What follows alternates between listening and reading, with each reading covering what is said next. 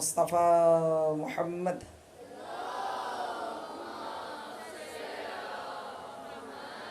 وعلى أهل بيته الطيبين الطاهرين المعصومين الذين أذهب الله عنهم الرجس وطهرهم تطهيرا.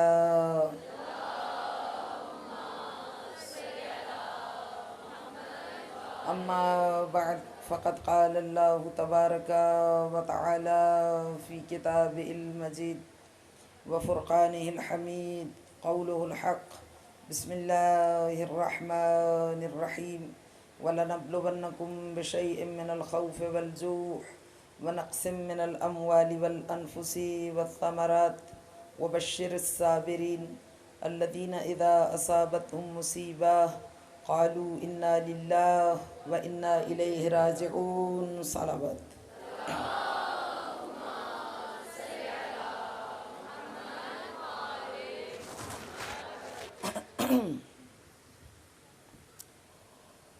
ہماری گفتگو 1443 ہجری قمری کے محرم الحرام کی مناسبت سے برپا کیے جانے والے عشرہ اولیٰ کے اس سلسلہ مجالس میں آزمائش ہے. آزمائش کے عنوان و موضوع پر ہم آپ سے مخاطب ہیں. خالق کائنات نے آزمائش کو حیات بشر میں ایک لازمی امر قرار دیا ہے. اس کاروان نوع انسانی کو بلا و ابتلا و آزمائش و امتحان و مشکل سے گزرنا ہی ہے. اور مولا کائنات علی بن ابی طالب علیہ السلام نے نہج البلاغہ کے خطبے میں ارشاد فرمایا والذی بعثہ بالحق لتبلبلن بلبلۃ ولتغربلن غربلۃ. تمہیں حق ہے، اس قسم ہے اس خدا کی جس نے حضور ختمیہ مرتبت کو حق کے ساتھ مبعوث کیا. لتبلبلن بلبلۃ ولتغربلن غربلۃ. بڑی ہی خوبصورت تعبیر ہے. تمہیں جیسے ٹی لیوز کو سیپریٹ کیا جاتا ہے، چھلنی کے ذریعے سے فلٹر کیا جاتا ہے، اس طرح تمہیں آزمائشوں کی چھلنی میں ڈال کے چھانا جائے گا تاکہ صالح فاسد سے جدا ہو جائے، نیک بد سے جدا ہو جائے، مومن منافق سے جدا ہو جائے، اچھا برے سے جدا ہو جائے، وفادار خائن سے جدا ہو جائے. خالق کائنات تمہیں اتنی شدت اور سختی سے لتبلبلن لتغربلن، اتنی سختی سے تمہیں آزمائے گا. آزمائشات و ابتلاعات میں قرآن کریم کی ایک آیت ہے، غالباً سورہ مبارکہ اعراف کی آیت ہے، جس میں خالق کائنات نے ارشاد فرمایا وَلَوْ أَنَّ أَهْلَ الْقُرَىٰ آمَنُوا لَفَتَحْنَا عَلَيْهِمْ بَرَكَاتٍ مِّنَ السَّمَاءِ.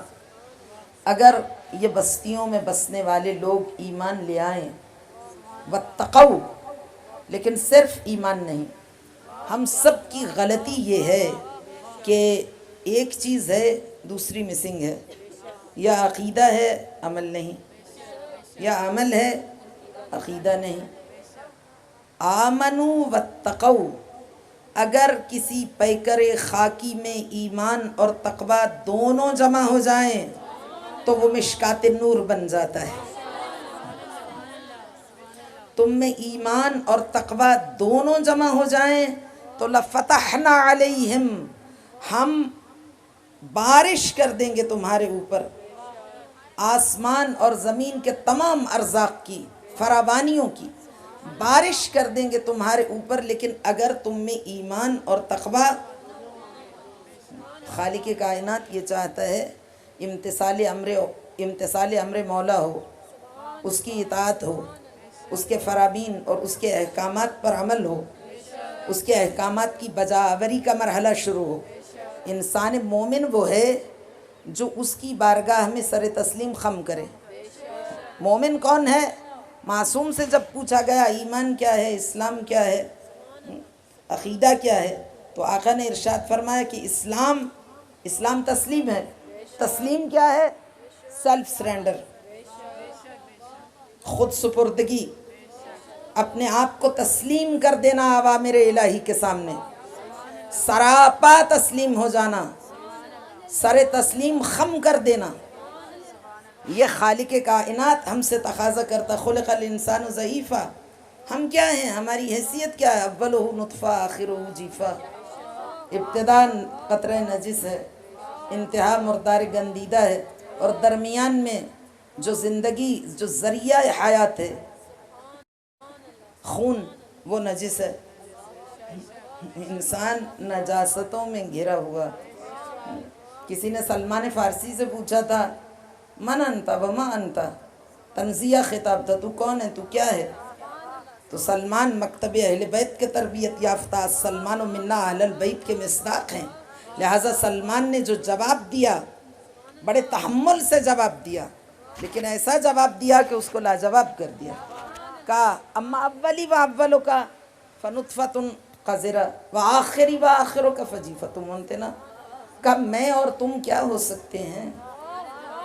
اس نے تو سلمان کو طنز کیا تھا نا کہ اہل بیت چونکہ سلمان کو بڑی عزت دیتے ہیں، خطاب دیتے ہیں سلمان منا اہل البیت، تو اس نے جناب سلمان کو ڈی گریڈ کرنے کے لیے کہا من انت ما انت، تو کون ہے، تو کیا ہے؟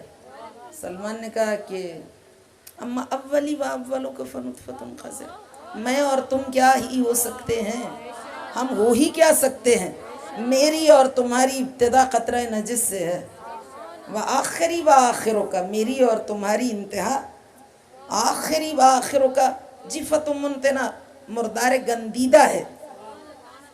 تو خلق الانسان ضعیفا، انسان کمزور ہے، برتر وہ ذات ہے اگر ساری کائنات مل کے اس کو جھٹلا دے، اگر جملے کائنات کافر گردد بر دامن کبریایش گرد نہ نشیند، اگر ساری کائنات اس کا انکار کر دے تو اس کے دامن کبریائی کو گرد چھو نہیں سکتی، اس کا دامن کبریائی گردآلود نہیں ہو سکتا۔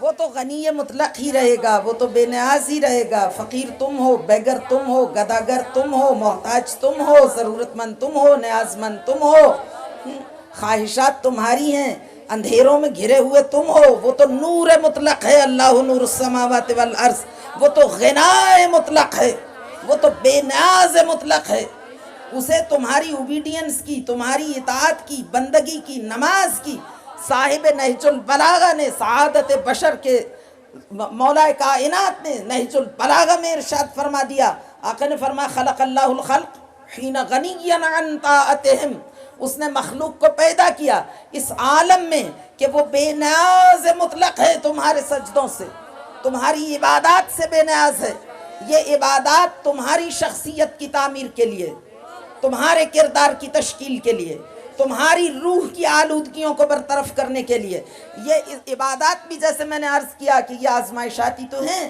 عبادات بھی، تو جیسے مدرز وومب میں بیبی ڈیویلپ ہوتا ہے، اس طرح دنیا کی وومب میں انسان کی روح گرو کرتی ہے، رشد کرتی ہے، نمو کرتی ہے، پنپتی ہے، پرورش پاتی ہے ان مقامات معلیٰ کو پانے کے لیے، اس لیے کہ قرآن کریم نے وہ جو 7 سٹیجز بیان کیے ہیں ہیومن ایگزسٹنس کے، 7 سٹیجز جو خالق کائنات نے بیان کیے قرآن کی آیات میں، پہلے وہ عالم ذر میں تھا، عالم اشباح میں تھا، عالم ارواح میں تھا، پھر وہ صلب باپ میں آیا، پھر وہ شکم مادر میں آیا، پھر وہ شکم دنیا میں آیا، پھر وہ عالم برزخ کے پیٹ میں گیا، پھر وہ وہاں سے اٹھے گا اذا نفخ فی الصور فاذا هم من الاجداث الى ربهم ينسلون قالوا یا ویلنا من بعثنا من مرقدنا هذا ما وعد الرحمن وصدق